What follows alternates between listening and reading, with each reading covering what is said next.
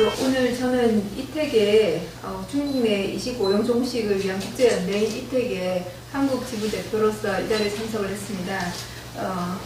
지금 이택은 중국 내에 우리 여러분들한테 알려져 있기는 강제장기 적출이라고 알려져 있는 이식 오용에 대해서 그 오용을 종식시키고 또 그에 대한 피해자들의 정의를 구현하기 위한 단체입니다. 마이크를 좀 맞춰주시죠. 마이크 좀 맞춰, 맞춰볼게요. 예. 네, 이제 들으세요. 예. 네. 그래서 지금 이제 제가 오늘 얘기 드리고 싶은 얘기는 우리나라에서 이제 공산주의에 대한 공산주의가 나쁘다 이 정도의 생각을 갖고 있는 것과 실제 공산주의 본성이 무엇인가를 정말 제대로 이해하고 있는 것과의 차이를 말씀드리고 싶습니다.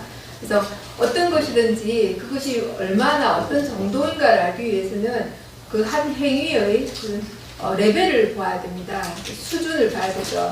근데 그 강제장기 적출의 수준을 보시면 오늘 제가 포커스를 그렇게 맞춰서 얘기를 하겠습니다. 그 수준을 보시면 아마 중국 공산당이 어느 정도 인간이 아닌 비인간화되어 있고 또 국제사회가 이 비인간화된 중국 공산당을 몇 년도부터 주시하고 있어서 이제는 어떤 결론을 내린 입장이라는 것을 좀 중점적으로 얘기를 드리고 싶습니다. 먼저 이택의 미션은요, 아까 말씀드린 대로 중국 내 양심수로부터 강제로 장기를 약탈하는 것을 포함한 장기 밀매와 관련된 인권 유린을 종식시키고자 하는 단체입니다. 희생자들을 위해 정의를 추구하는 것을 목표로 인권과 인간의 가치에 대한 교육을 하는 것도 역시 이택의 그 미션으로 하고 있습니다. 이택에는 어떤 분들이 일을 하고 계시느냐면요. 국제자문위원단 단장이신 웬디 로저스 교수 같은 경우 2019년 사이언스지인 네이처지에 10대 과학자에 선정이 된 바 있고요. 그리고 이택에 계시는 자문위원단들 중에 노벨상 후보로 추천된 데이비드 메이트스, 데이비드 킬고라는 두 변호사는요. 중국 내 강제장기 적출에 관련된 최초의 보고서를 2006년에 발표했습니다. 보고서 이름은 Bloody Harvest, 피의 수확이라는 보고서였고요. 그리고 우리가 알고 있는 유럽의회의 부의장이신 부의장도 우리 국제자문단에 있으시고요. 그 다음에 오윈 코틀러라는 호주의 전임 법무부 장관도 저희 이택 자문단에 계십니다.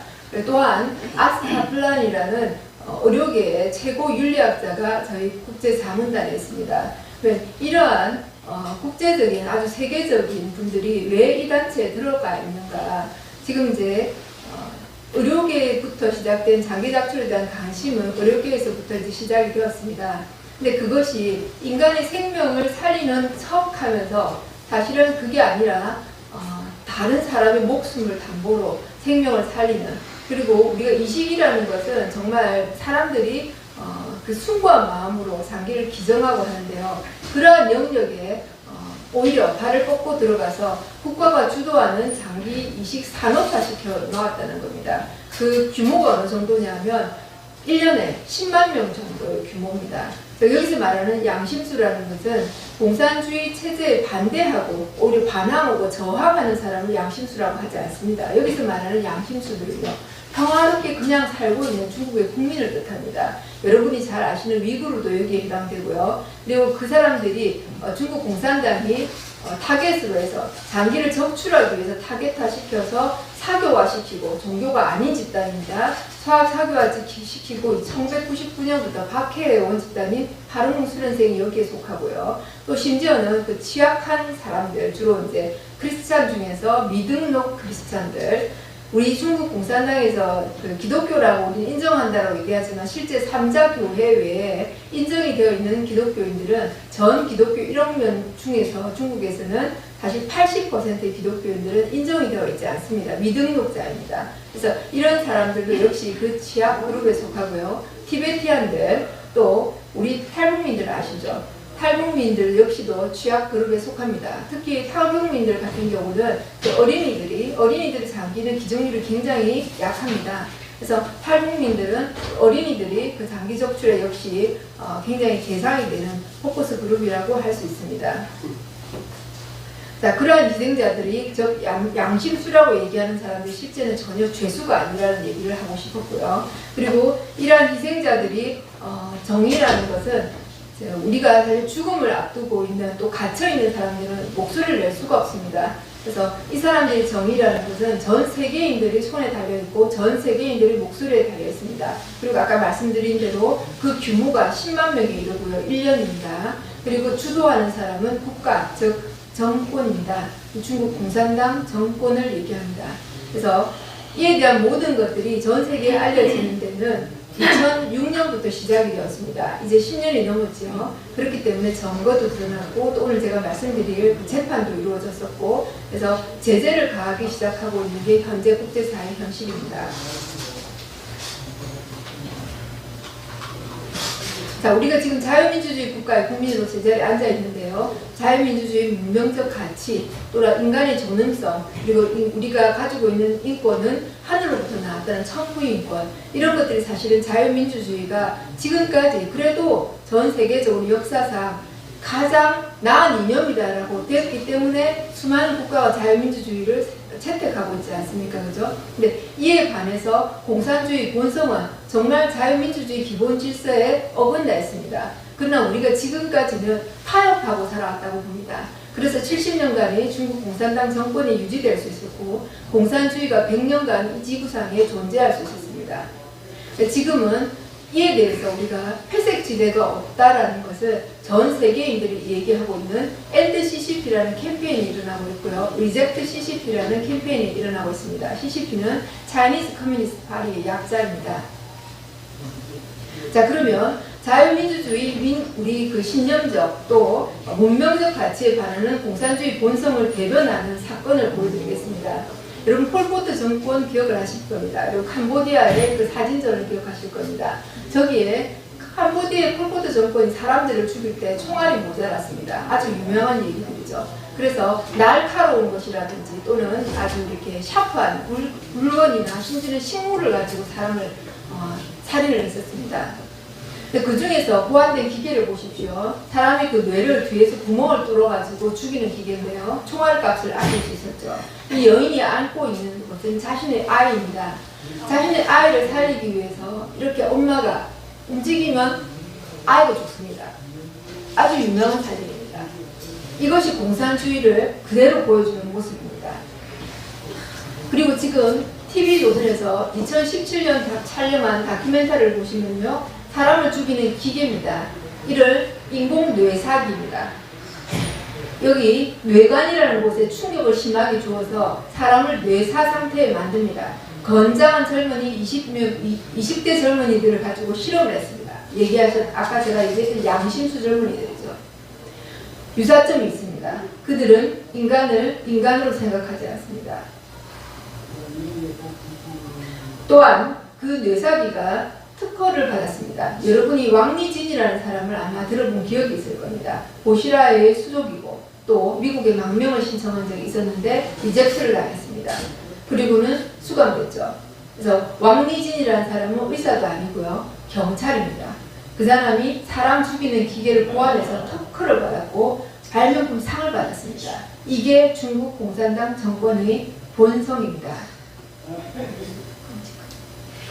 자, 파룬수련생 중에 한 명이 미국에 망명을 가서 자신 파룬수련생들의 장기를 적출하는 것을 증명하겠다고 다시 중국으로 들어갑니다.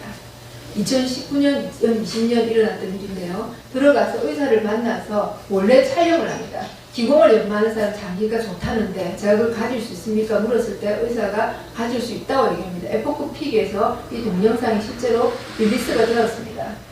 여러분이 찾아내실 수 충분히 있습니다.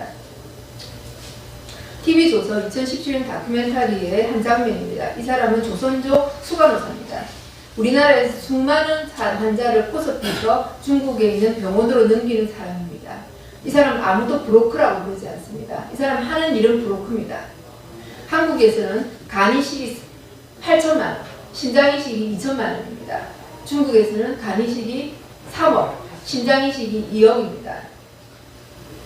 한국이 중국보다 이식술이 낮습니까? 한국보다 이식기술이 높은 나라는 미국밖에 없습니다. 그는 의사 선생님들이 다 인정하는 얘기입니다. 그런데 왜 우리는 3억이나 2억을 내고 중국에 가서 이식을 할까요? 그 급행료에는 무엇이 포함되어 있을까요? 생각해보지 않고 갑니다. 한국은 원정 이식을 제일 많은 가는 나라입니다. 중국으로. 전 세계적으로 확인되어 있는 바입니다. 요즘은 중동에서 많이 간다고 이수관 호사가 얘기를 합니다. 대사관에서 보증도 쓰고 중동에서 많이 온다. 한국인은 더 이상 우리의 주 대상자가 아니다라고 얘기를 합니다. 2017년이죠. 위구르인들이 강제로 수용이 된 게 언젠가요? 2017년입니다.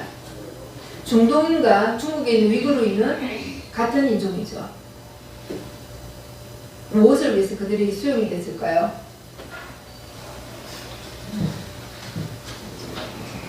네. 지금 보시면 위구르인들은 중국 재판소에서 이렇게 지금 중국 재판소에서 아까 얘기를 드렸던 게 중국 재판소라는 곳이 생겼다고 했습니다. 영국의 독립민간법정입니다. 그곳 중국 재판소에서 이렇게 그 중국을 반인도 범죄 국가로 대상으로 지적을 했고 그 이후부터 전 세계에서 제재로 들어갔습니다. 위구르 재판이 ICC에 즉 형사재판소에 지금 제소가 되어 있습니다. 영국 변호사들에 의해서 제소가 되어 있는 상황입니다. 이렇게 위구르 아이들이 장기가 적출되는 모습이 보이고 있습니다. 위구르족들 그 밑에는 신장이라는 곳 지역에는 중동 지역에 있는 석유의 매장량보다 더 많은 매장량이 있다고 합니다. 그래서 위구르 종족을 착취하고 또 그들의 장기를 적출하고 파는 궁에게 했던 거하고 똑같죠, 그죠? 적출하고 그리고 그 신장에 중국 남자들을 한족들을 보내서 가정에 있는 원래 남자들은 다 수용을 먼저 시켰습니다. 위구르 남자들은 그 다음에 한족들을 보내서 그 가정을 중국화시키는 작업을 했습니다. 자, 이것이 공산당 정권의 본성입니다. 인간인가요? 한 가정이 이루어져 있는데 남자를 가장을 다른 노동교환소에 보내고 한족 가장을 거기 보낸다는 거예요. 한족 남자를 보내고 그러면 그 가정은 어떻게 됩니까? 위구르족은 중국 공산당 정권에서 서베이한 곳에 보면 8위의 종족입니다. 자기들이 그 민족들이 있죠. 소수민족들이 50개가 넘게 있는 중에 8위 종족이 위구르족입니다. 시간 관계상 제가 많은 것을 말씀드릴 수는 없고요. 지금 제가 말씀드린 이 몇 가지만으로도 공산당 정권의 본성이 드러나 있습니다. 에포크 타임스가 어제 보도한 글이 있습니다. 논설입니다. 중국 공산당이 두려워하는 5가지를 뽑았습니다. 첫 번째는 디커플링입니다. 왜요? 고사시키는 작전이거든요. 두 번째는 기술 협력을 중단하는 겁니다. 이것도 역시 중국 공산당 고사작전이거든요. 세 번째는 중국 내에 있는 독립되어 있는 소수민족들이 독립을 하는 겁니다. 분해를 시키잖아요. 중국을, 그죠? 그 다음에 네 번째는 신앙입니다. 위구르인들은 자기들의 신앙이 있고 기독교인 자기들의 신앙이 있습니다. 불가들도 역시 자기 신앙이 있고요. 팔무수년생들 자신들의 신념이 있습니다. 왜? 공산주의라는 것이 바로 사악이고 악마를 숭배하는 신앙이기 때문에 대치된 신앙이기 때문에 다른 진정한 신앙이 들었으면 공산주의는 해체되기 때문입니다. 그 다음에 가장 두려워하는 것은 자기네들의 국가 국민들이 중국과 중공을 구별하는 겁니다. 그 순간이 오면은 중국은 중국 자국민들에게서 공산당 정권은 해체될 수밖에 없을 겁니다. 우리가 현 정권에 대해서 굉장히 많은 문제의식을 갖고 있습니다. 해외에서 우리를 현 정권과 똑같은 격으로 보면 우리는 기분이 나쁘겠습니까? 좋겠습니까? 예. 그러면 정권을 고사시키는 것과 국민을 고사시키는 것은 차이가 있습니다. 그래서 전 세계에서 사실은 중국을 고사시키고 북한을 고사시켜서 그 국민들을 탈출시키려고 작전을 짜고 전략을 짜서 행하고 있는 것이 지금의 현실입니다. 그러면 우리나라의 차이나타운이나 공자학원이나 관시를 형성하거나 그들에게 땅을 내주고 인간을 내주고 인맥을 내주고 인프라를 구성하게 해주는 것은 우리는 그 고사작전에서 어떤 부대가 되는 겁니까? 우리는 중국 공산당 정권의 척후병이 되는 겁니다. 이게 현재 국제사회의 현실입니다. 제가 지금까지 10년에 가까운 국제연대 일을 해본 결과 중국 공산당과는 타협이라는 것이 있을 수 없습니다. 네, 제 발표 이상하겠습니다.